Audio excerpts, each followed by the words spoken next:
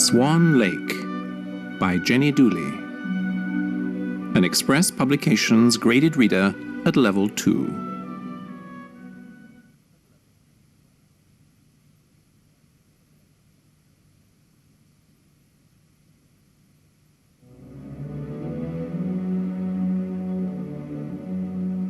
Chapter 1. Prince Siegfried.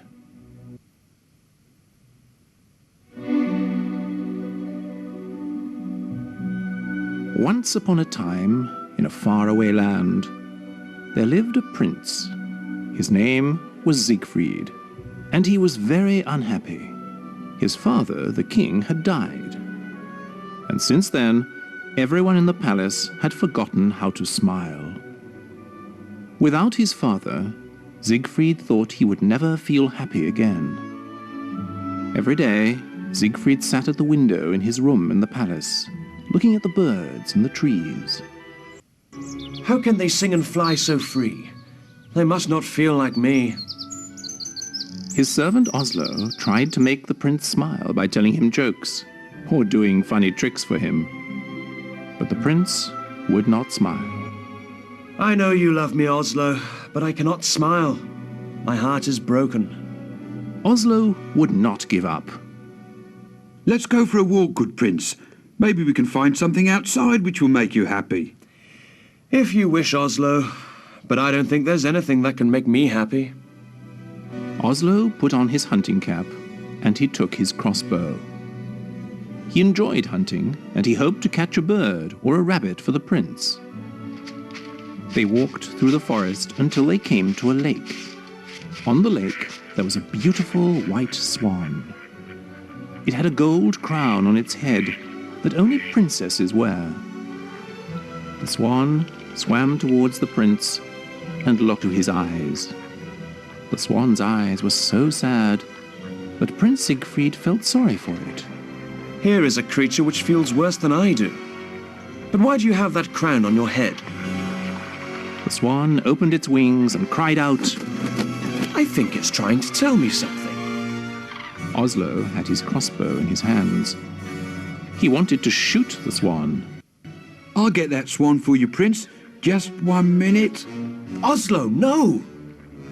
Before Oslo could shoot, a magic owl flew from a tree and took Oslo's cap off his head. This cast a spell on him, and he was turned to stone. The prince did not understand. Oslo, what has happened to you? Speak to me. He looked back at the lake. The swan was gone. Everything I do goes wrong. This must have happened because of me. The prince returned to the palace sadder than before, thinking to himself, If only Oslo were here. There is nothing good in my life anymore. Siegfried's mother came to see him that night. She had something important to say.